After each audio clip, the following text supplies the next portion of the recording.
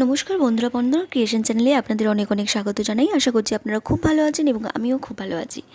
এই ভিডিওটা আপলোড করতে অনেকটা দেরি হয়ে গেছে, তার জন্য আমি খুবই দুঃখিত আপনাদের কাছে। তো না আপলোড করে মানে থাকতে পারলাম না। তো যাই হোক, তো এইটা হলো আমাদের বাড়ির কার্তিক পুজো। দেওরের জন্য আর কি কার্তিক ফেলা হয়েছে, যা আর দেওরের জন্য। আর এই খালি জায়গাটায় আমাকে আলপনা দিতে বলেছে। আমার শুধু কাজ হলো আলপনা দেওয়া, যেহেতু আমি খুব সুন্দর করে আলপনা দিই, সবার ভালো লাগে আমার আলপনা। ওই জন্য সব কাজে আমাকে শুধু বলে, বিয়ে অনুষ্ঠানে হোক, যে কোনো অনুষ্ঠানে আমাকে শুধু সবাই মিলে বলে, বন্দনা তুমি একটু আলপনাটা দিয়ে দিও। তো আমি এখানে আলপনা দিয়ে দিয়েছি খুবই বড় করে আর খুব সুন্দর করে। সবাই খুবই প্রশংসা করেছে আলপনার। আর আমার বর অভি আর অভির বন্ধু, দেওরের বন্ধুরা সবাই মিলে ঠাকুর ফেলেছিল রাত 2টোর সময়। তো দুটো ঠাকুর, একটা আমাদের বাড়িতে আর একটা শাশুড়ির বাড়িতে ফেলার কথা ছিল এই ঠাকুরটা।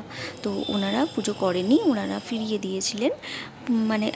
ওটা খুবই খারাপ লেগেছে সবারই, যেহেতু নিজেদের বাড়ি, নিজেদের লোক, ওই কারণে যে রেখে দিতে পারতো, পরের বছরে হয়তো পুজো করতে পারতো কোনো অসুবিধা থাকলে।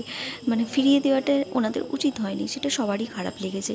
তো যাই হোক, ওনারা আমরা সবাই ঠিক করলাম যে সবাই মিলে চাঁদা দিয়ে এখানে পুজোটা হয়ে যাক।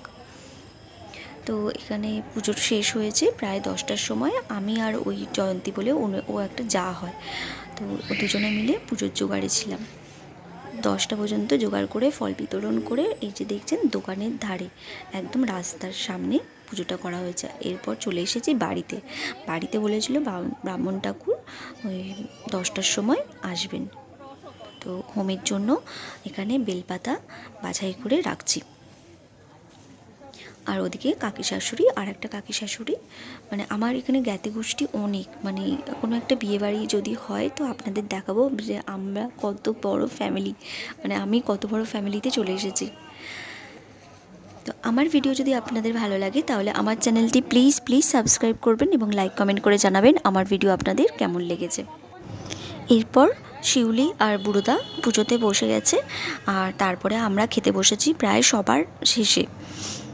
পুজো শেষ হয়েছে, শেষ হওয়ার কিছুটা আগে, অনেক রাত 1টা-1:30 পর্যন্ত পুজো চলছিল।